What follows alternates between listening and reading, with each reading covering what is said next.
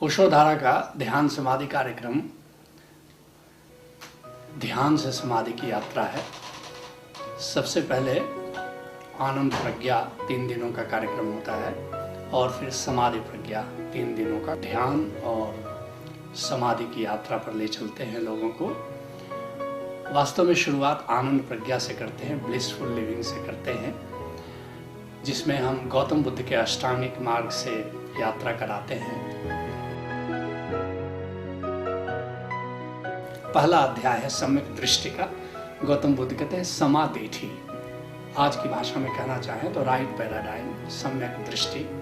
और सम्यक दृष्टि है कि हम अपनी घटनाओं को कैसे पढ़ें। जीवन की किताब पढ़नी हो या जीवन पढ़ना हो तो जीवन है क्या, घटनाओं का जोड़ है। कोई भी घटना घटती है, उसका तथ्य क्या है, उसका कथ्य क्या है, उसका सत्य क्या है, what is the fact of the incident, what is the fiction that we have added to it and what is the truth of the incident. और इस तरह हम एक दृष्टि विकसित करते हैं जीवन की घटनाओं के प्रति, जीवन के प्रति। यह पीड़ा कई वर्षों से थी मेरे दिल में,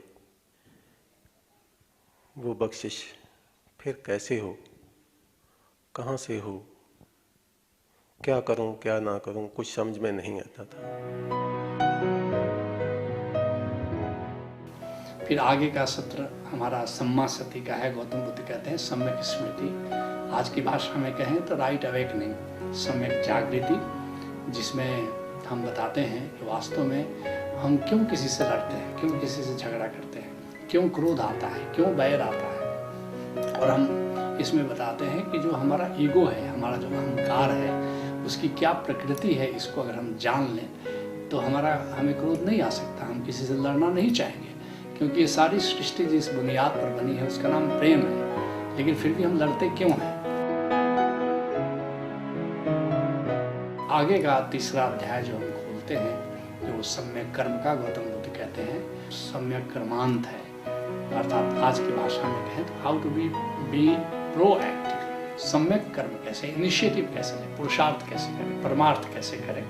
और जब हम पुरुषार्थ करते हैं, जब हम सम्यक कर्म करते हैं, तब हमारी आत्मा विकसित होती है। इसके पहले तो बस हमारा मन तो विकसित होता है, मन को के पोषण के लिए हम बहुत कुछ करते हैं, मगर आत्मा के पोषण के लिए बुद्धा नेचर जो हमारे भीतर छिपा हुआ है, जो ईगो नेचर के कीचड़ से सना हुआ है, कि ढका हुआ है, उस बुद्धा नेचर को हम विकसित कैसे करें। जब हम पुरुषार्थ करते हैं, बहुजन हिताय बहुजन सिखाए कुछ कर्म करते हैं, तो ये बात हम जीवन की किताब में पढ़ाते हैं कि हम कैसे अपने बुद्धा नेचर को विकसित कर सकते हैं, पुरुषार्थ के द्वारा, परमार्थ के द्वारा, बहुजन हिताय बहुजन सुखाय कर्म के द्वारा।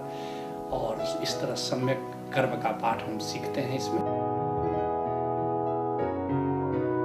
और फिर इसके बाद गौतम बुद्ध जिसको कहते हैं समाजी, राइट लिविंग, सम्यक जीवन, आज की भाषा में कहेंगे तो कहेंगे मधुर संबंध। कैसे हम लोगों से मधुर संबंध बना करके रखें, ताकि जब हम भीतर ध्यान में जाएं, समाधि में जाएं, तो बाहर का कोई तनाव हमें डिस्टर्ब नहीं करे, हमें रोके नहीं, हमें बाधा नहीं पहुंचाए।